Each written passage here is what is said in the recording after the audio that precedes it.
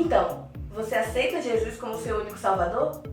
Então, né, eu até aceito, mas me responde uma coisa. Pode usar calça jeans? Pode cortar cabelo? Pode fazer tatuagem? Pode ouvir música do mundo? Pode usar maquiagem? Rola lápis na língua? Então, né, Olá, meninos e meninas, tudo bem com vocês? Aqui estou eu de volta com mais um vídeo. Então, estão prontos para mais um assunto polêmico? Gente, se eu ganhasse uma moeda para cada vez que eu ouvisse a frase "Nossa, crente pode fazer isso?", eu acho que eu ia estar rica, agora, no mínimo. Muitas pessoas que não são cristãs, e até mesmo as que são cristãs, acreditam que a rotina de quem segue a Jesus é simplesmente uma vida de pode ou não pode. Mas essa é uma visão muito limitada das coisas. A gente sabe que, na realidade, não é bem assim. A maioria das pessoas que estão dentro da igreja acabam sofrendo demais com certas doutrinas que são pregadas por aí. E a desculpa que a gente mais ouve é: nossa, você não pode, né, ser como o mundo, você é sal e luz. Mas nem sempre isso é suficiente. Algumas pessoas ficam me perguntando: então, Mari, o que você acha disso? O que você acha daquilo? Pode isso? Pode aquilo? Aí a gente faz aquela piadinha tosca, né? Pode fazer o que quiser, só não pode entrar no céu com tudo isso. O texto-chave para poder podar certos comportamentos que são indesejáveis está lá em 1 Coríntios capítulo 6, versículo 12, e diz o seguinte: todas as coisas me são lícitas, mas nem todas as coisas me convêm. Todas as coisas me são lícitas, mas eu não me deixarei dominar por nenhuma delas. Esse versículo é muito importante, mas fora de contexto, ele não tem sentido nenhum para muitos jovens. A gente precisa parar com essa mania preguiçosa de crente de pegar um versículo solto, jogar na cara de uma pessoa e querer que ela entenda toda a essência de um conteúdo só com aquele versículo. Mais Bíblia, por favor, mais Bíblia. A Bíblia é um livro completo. Ela não te traz uma resposta prontinha, certinha, escrito direitinho o que você tem ou não tem que fazer, mas ela te leva a refletir.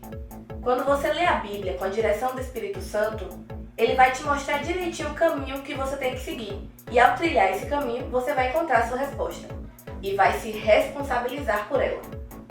Vamos a um exemplo muito manjado, né? A tatuagem. E essa aqui é de caneta, viu, gente? Não é minha não, tá? A Bíblia não fala especificamente sobre a tatuagem.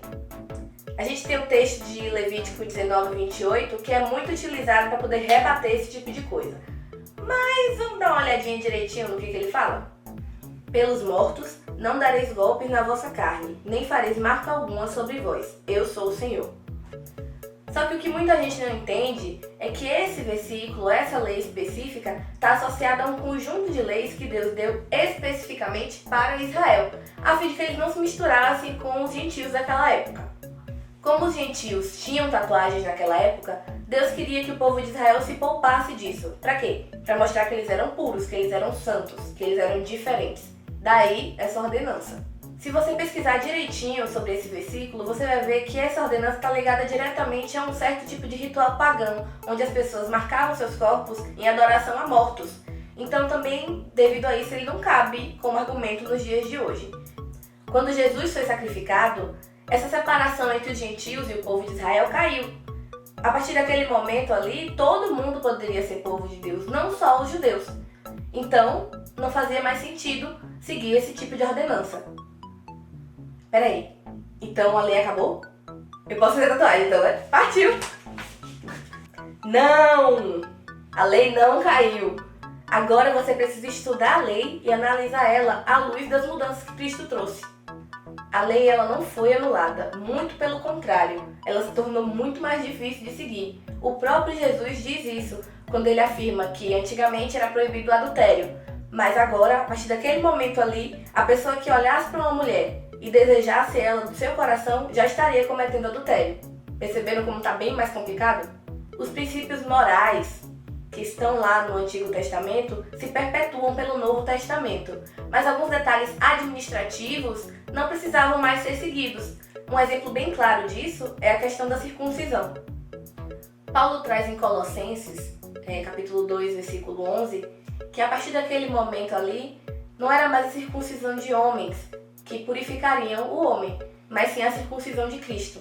Apenas o sacrifício de Cristo pode purificar o homem da sua natureza pecaminosa. E ele faz isso de forma eficaz. Se formos levar Levítico 19:28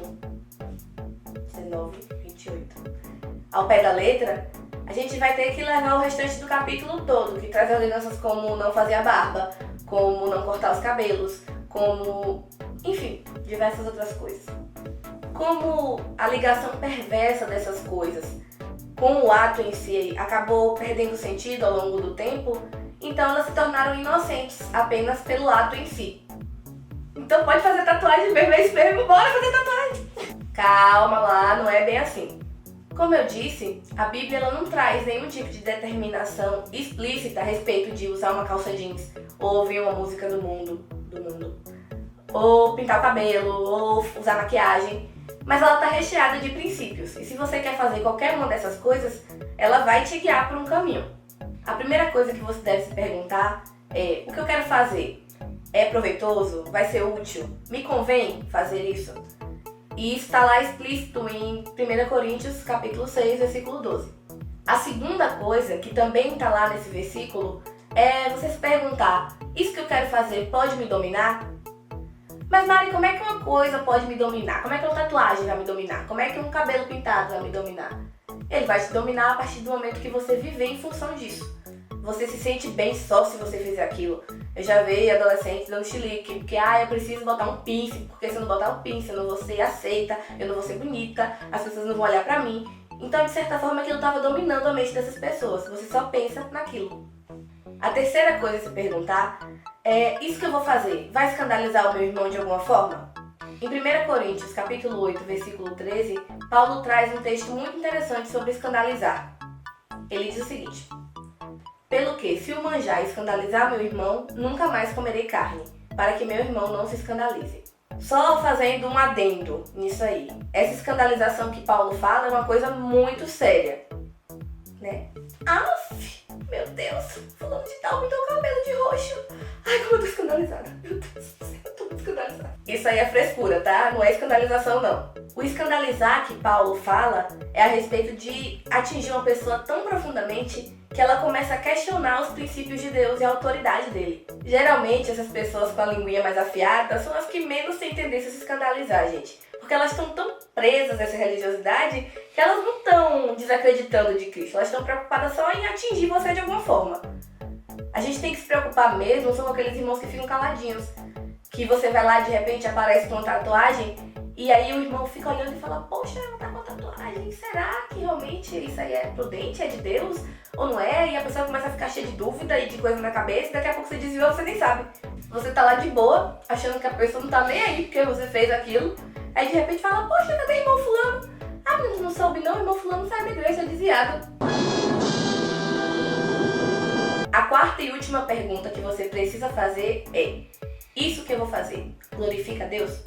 1 Coríntios 10, 31. Portanto, quer comais, quer bebais, ou façais qualquer outra coisa, fazei tudo para a glória de Deus. Glorificar a Deus é o requisito principal para a gente tomar qualquer tipo de atitude.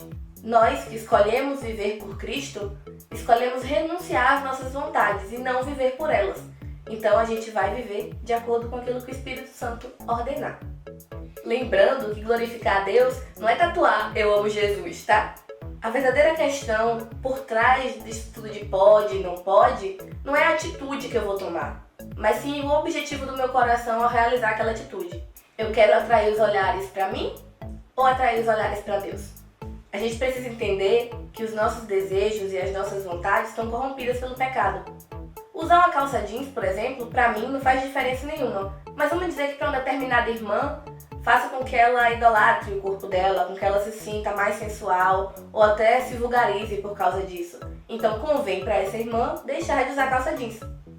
Só que essa concepção não precisa ser estendida para todas as mulheres, porque nem todas as mulheres se sentem sensuais ao vestir uma calça jeans.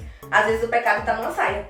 Isso aí pode se aplicar a qualquer outra questão que não está ligada à moral, que está lá descrito nas Escrituras. Se ao meditar na palavra de Deus, ao buscar a Deus em oração, a sua mente não te condenar, o seu coração não te condenar, então que a vontade de Deus se cumpra na sua vida e que você possa fazer aquilo que você quer fazer de forma consciente. Mas busque primeiramente a Deus e não tome atitudes precipitadas. Diante disso tudo, eu recomendo que você se preocupe mais com a propagação do Evangelho de Cristo. Caso você seja uma dessas pessoas que se escandalizam fácil demais, que você procure fixar o seu olhar em Cristo e tentar entender que você precisa caminhar em santidade. Não siga o exemplo dos fariseus hipócritas, que Jesus tanto criticava. Não seja aquele tipo de pessoa que julga, que apedreja uma pessoa só porque ela não segue aquilo que você acredita ser certo. Se respalde na palavra de Deus. Ser justo é diferente de ser juiz. Então, guarde esse papel exclusivamente para o Senhor. Se por acaso você acredita que tem algum irmão na sua igreja que precisa realmente saber o que Deus quer para a vida dele, procure exortar essa pessoa em amor, ore, busque a Deus e peça as palavras certas para falar com ele. Mostre para essa pessoa todas as referências que eu citei por aqui e deixe que a decisão é por conta dela. Precisamos de mais amor entre irmãos e não críticas. Bem, pessoal, a gente vai ficar por aqui hoje. Deixe seu comentário aqui embaixo dizendo o que é que você achou do vídeo e quais sugestões você tem para próximos vídeos da coluna. Se você não viu o vídeo da semana passada, onde eu falei sobre 50 tons de cinza, eu vou deixar o link aqui nesse quadradinho. Como eu não sei editar no YouTube, provavelmente ele não vai estar aqui, vai estar aqui embaixo no link da descrição. Então você clica lá e assiste e diz o que você achou também. Que Deus te abençoe e até o próximo Polemizando.